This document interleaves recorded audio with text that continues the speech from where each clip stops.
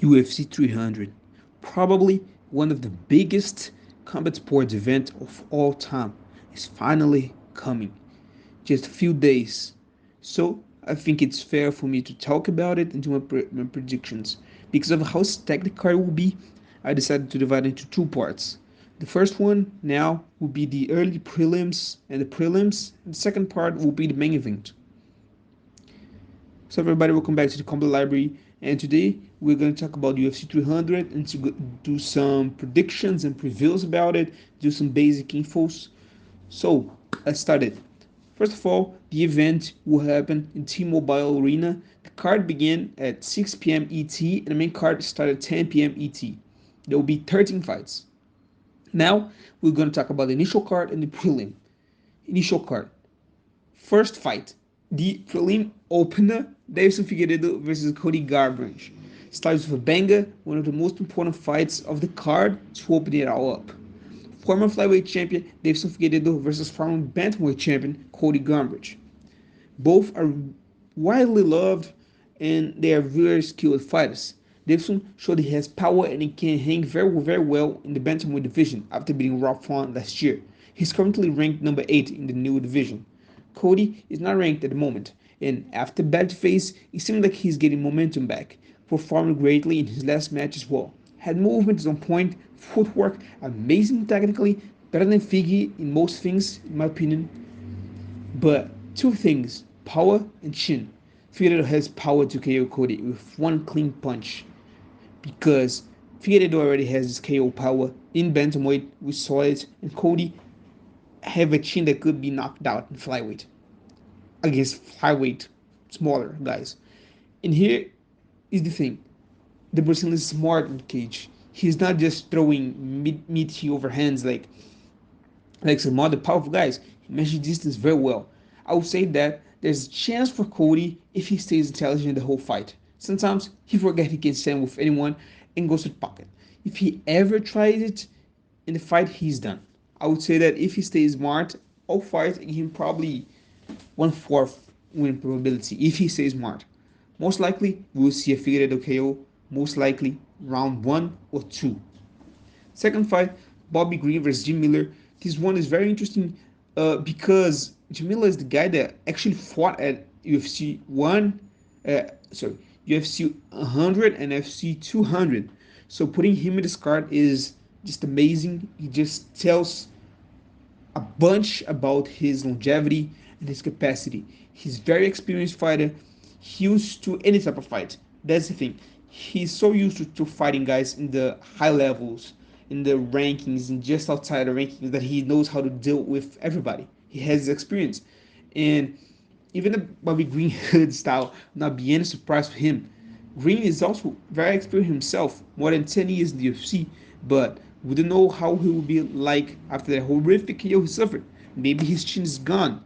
Miller is more crafty and smart in the cage. He knows how to be boring sometimes as well. Striking is clearly on Bobby's side, I would say. Amazing boxing, great boxing, one of the best boxing in the division, honestly. However, Jim Miller is very good defensively. He's good in the clinching and in grappling as well. I can see this fight being these two seasoned veterans going to decision or possibly a Jim Miller submission. It's almost a 50-50, and I'm saying Miller. Honestly, I would like to see a Miller KO. Sorry for Bobby Green, but simply because if I'm not wrong, he won by KO in the 100 and 200. It would be historical to see him doing the same in the 300. Third fight and first fight with women, and honestly, I usually don't talk about women fights because they're not interesting, and I don't want to see them. They're not. They're not kind of interesting to watch. It's not even like this war all of times. It's just like watching two high schoolers fight. But in that case, in that card, it's interesting because you have Jessica Andrade versus Marina Rodriguez. One of the few one fights possible that sound like something good. Andrade has a lot of power. Marina have good distance management. Because of this, it depends strongly on what Andrade does. If she is looking to strike all the time, uh, I see possible difficulties. Of course, a couple of shots and it's over. However, if she does use her grappling, especially her takedowns, I can see a possible submission. I think it's 60-40 for Marina decision, and the other 40 is for Andrade. Especially finishes, so she have a realistic chance of winning into the very last round. Then you have the main event of the early prelims, which is crazy to say because this would be a solid like fight night main event or like a solid um, main card opener for the cards, you know. Of course, like of course the Figi and Garbrandt fight is more of this kind of whoa, but like look at this. I have Jalen Turner versus Renato Moicano. Two guys that are big names. You know, Moicano of course with his money stuff and all the things that he talk. It's huge for him. Jalen Turner, his style also makes him a big name, and of course his size. He's huge. Probably him and Makshev are those guys that are like just straight up way bullies. Jalen Turner could book up to heavyweight right now, and he would do well, probably like ranked level. And honestly, interesting fight. And Turner is huge for the division. Renato is very good and crafty, but his biggest asset is his grappling. And I do see him being very good physical in physicality to deal well with Turner and to hurt him before going to grappling. Marcano will need to take more damage, and he doesn't have such an amazing chin, and he doesn't have such an amazing defensive abilities as well. Besides this, Moicano does not let himself heal enough or prepare enough, in my opinion. If I'm not wrong, he fought like 3 months ago and he took a lot of damage for the double fight. It's going to be bloody while it lasts.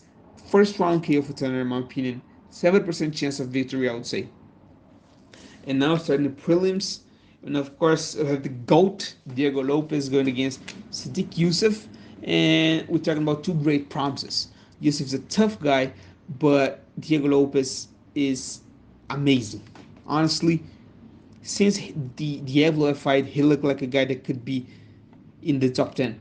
He's a guy that could, with some changes and some getting better in some stuff, we could honestly see him being a champion like 2 3 years from now. He's one of those guys that I just look and see, okay, this guy is like champion stuff. He's like this little Charles Oliveira because he has an amazing ground game, mean striker, and his boxing is very very good. Especially because he lives in Mexico for like a decade, so his boxing is on point. So I think himself is also a great striker, but I feel like Diego is more. He's better in grappling. That's unanimous. Uh, and I would say that uh, Diego is more better in grappling than Yusuf is better in striking, if that makes any sense. It's almost the same level, but grappling goes to Lopez. Possibly submission from Lopez. I think it will be aggressive. Will be a war. Then we go to the second fight. We have Holly Holm versus Kayla Harrison. Boxer versus Judo 2.0, but the Judo is actually big as hell, and the boxer is old as fuck. So, when I get a huge fight, 100% next. A Amanda or Rousey comeback is realistic. If not, I see a Juliana Pena or straight up a Pennington match for the title. First of all, I'm not confident Kayla can even safely make 135. She fought most of her judo career at 155, and she looked like she cut it with 155. It's not like she was walking around 160. She was probably walking around 175. Yeah, and looking at her Instagram, it seems like she's leaning down a lot. I would say she's like 155, 160 now. Still a very big cut. Uh, uh, it's more realistic that she makes right now because okay, 20 pounds is a big deal. We're talking about like some Aljamain Sterling level stuff, but uh, it's more realistic to see the Aljamain Sterling cutting that weight, which he did.